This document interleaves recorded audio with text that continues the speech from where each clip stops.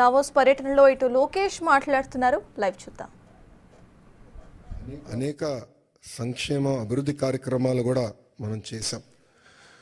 అమరావతి ఉద్యమం కానివ్వండి, దాని తర్వాత ఇప్పుడు చూపించినట్లు యుక్రెయిన్లో తెలుగులు ఇరుక్కుంటే వాళ్ళని తిరిగి భారతదేశానికి తీసుకొచ్చి బాధ్యత తీసుకున్నాం.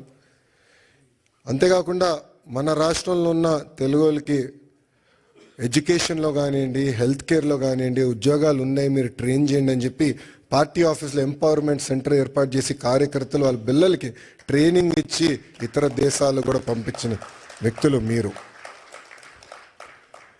అందుకే నేను హెచ్ఆర్డి అదేవిధంగా స్కిల్ డెవలప్మెంట్ మంత్రి అయిన తర్వాత ఒక ఆర్గనైజేషన్ ఉంది, అది ఉందని కూడా నాకు తెలియదు వాస్తవంగా. ఆ ఆర్గనైజేషన్ పేరు OMCAP, overseas manpower corporation of Andhra Pradesh. అదొకప్పుడు బాబు గారే బ్లూ కాలర్ వర్కర్స్ అంటే కన్స్ట్రక్షన్ వర్కర్స్ మిడిల్ ఈస్ట్కి వెళ్ళేదానికి ఒక ఆర్గనైజేషన్ ఉండాలని చెప్తే మేమందరం కూర్చొని చర్చించి బాబు గారితో కూడా చర్చించిన లేదో అది బ్రాడర్గా చేయండి, ఎక్స్పాండ్ చేయండి. ఇప్పుడు ఏదైతే మీరు ప్రజెంటేషన్ చేశారో మన తెలుగు ప్రపంచం మొత్తానికి ఎట్లా ఎక్స్పోజ్ చేయాలి, ఆపర్చునిటీస్ ఎక్కడున్నాయి, అది ఒక భాగం అవుతే ఇతర దేశాల్లో ఉన్న తెలుగులో తలసరి ఆదాయం డబుల్ ఎట్లా చేయాలి దానిపైన మీరు ఫోకస్ చేయనని ఆదేశాలు జారీ చేసిన వ్యక్తి గౌరవ ముఖ్యమంత్రి చంద్రబాబు నాయుడు గారు. అంటే ఆయన ఎప్పుడు కూడా మన గురించి ఆలోచిస్తారు, మన భవిష్యత్తు గురించి ఆలోచిస్తారు. తెలుగులో ఎక్కడున్నా అన్ని రంగాల్లో నంబర్ 1 ఉండాలనే లక్ష్యంతో ఆయన పనిచేస్తారు. ఇప్పుడే భరత్ అన్నట్టు గౌరవ ముఖ్యమంత్రి గారు రాజకీయాల్లోకి రాకుండా ఉంటే ఆయన ఈలాన్ మస్క్ ఆఫ్ ఇండియా అయ్యేవారు అని అన్నారు. I would have been very lucky or unlucky, I don't know. ఎందుకంటే చంద్రబాబు నాయుడు గారితో పనిచేస్తాం తేలికని పని కాదు, అంత తేలికైన పని కాదు. మేమందరం నవ్వుకుంటాం, అంటే ఆఫీసర్స్ మేము రాజకీయ నాయకులు అందరూ కూర్చొని మాట్లాడుతుంటే సూర్యుడి దగ్గర నుంచి ఆప్టిమల్ డిస్టెన్స్లో ఉండాలి. సూర్యుడి దగ్గరికి వెళ్తే మాడి మసైపోతాం, సూర్యుడి దగ్గర దూరంగా ఉంటే చల్లగా ఉంటుంది. అంత ఎనర్జీ ఉన్న వ్యక్తి చంద్రబాబు నాయుడు గారు. అంటే అహర్నిశలు పనిచేయాలి, సమాజానికి సేవ చేయాలి. అటు తెలంగాణ కానివ్వండి, ఆంధ్ర కానివ్వండి, తమిళనాడు, కర్ణాటక, అండమాన్ నికోబార్, ప్రపంచంలో ఎక్కడ తెలుగు వాళ్ళు ఉన్నా అన్ని రంగాల వాళ్ళు నంబర్ 1 ఉండాలి, వాళ్ళు ముందలు తీసుకెళ్ళే లక్ష్యంతో ఇప్పుడు కూడా అహర్నిశలు పనిచేస్తున్నారు. ఇప్పుడే రాము అన్నట్టు మన ఎన్నికల్లో అందరం కలిసికట్టుగా పనిచేశాం. మీలో చాలామంది తిరిగి భారతదేశానికి వచ్చారు, నెలల పాటు లీవ్ పెట్టి మా కోసం మీరు కష్టపడ్డారు. అది జీవితాంతం మేము గుర్తుపెట్టుకుంటాం.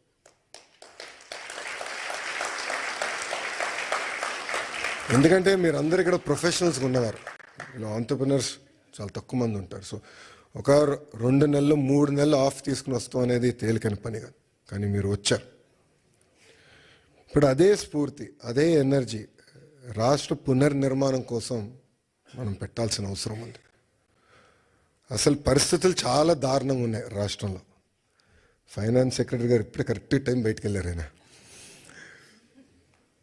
మన ఫీ రీయింబర్స్మెంట్ విషయంలో, ఫీ రీయింబర్స్మెంట్ మనం చెల్లించాలి, చాలా ఆలస్యమైందంటే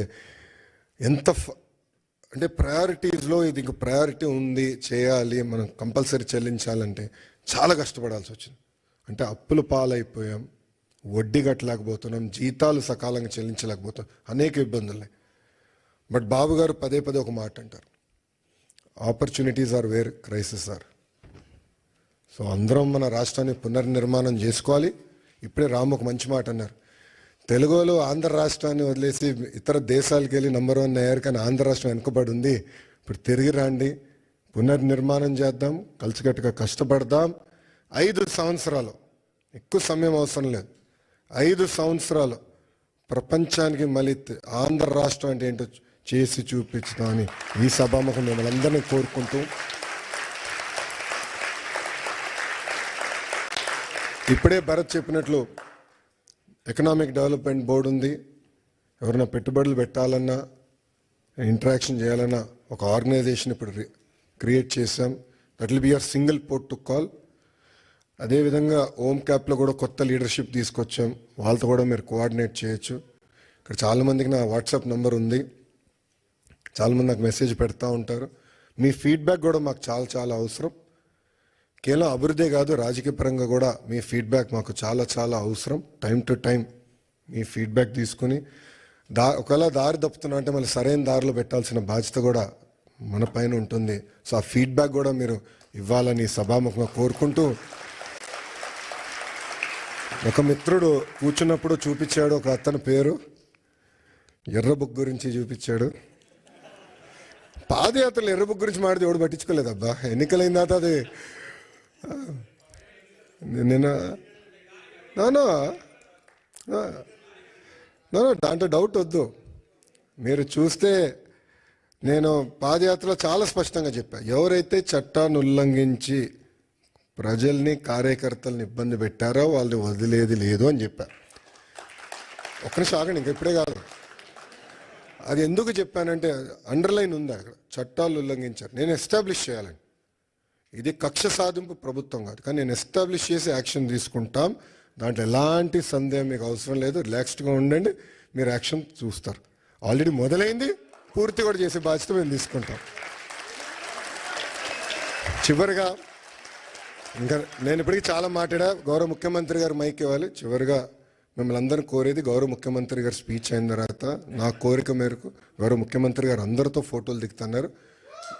ఒక్క నిమిషం దయచేసి క్రమశిక్షణతో మళ్ళీ అందరూ చనిపోయిన పడితే మీకు తెలుసు, చాలా జాగ్రత్తగా ఉండాలి. అందరూ డ్యాష్ పైకి రండి, 1 by 1 నీట్గా ఫోటోలు దిగి మళ్ళీ భోజనం కలవచ్చు. ఇప్పటికీ బాగా ఆలస్యమైంది. ఈ మీటింగ్ అయిన తర్వాత మళ్ళీ గౌరవ ముఖ్యమంత్రి గారు డావోస్కి వెళ్ళాలి, ఇండియా పెవిలియన్ ఓపెనింగ్కి వెళ్ళాలి. సో మీ అందరి సహకారం ఉండాలని మిమ్మల్ని అందరినీ కోరుకుంటూ, నాకు ఈ అవకాశం ఇచ్చిన మన ఎన్ఆర్ఐ టీడీపీ సభ్యులందరికీ పేరు పేరున నా హృదయపూర్వక ధన్యవాదాలు తెలుపుకుంటూ మీ అందరి నుంచి సెలవు తీసుకుంటున్నాను. జోహార్ అన్న ఎన్టీఆర్, జోహార్ అన్న ఎన్టీఆర్. చంద్రబాబు నాయుడు గారి నాయకత్వం, చంద్రబాబు నాయుడు గారి నాయకత్వం. జై హింద్, జై హింద్. Thank you.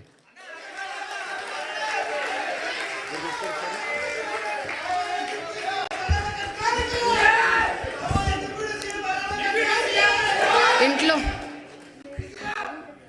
మీ అందరికీ చాలా మనసుకి హత్తుకునేలాగా మాట్లాడిన లోకేష్ గారికి ధన్యవాదాలు తెలియ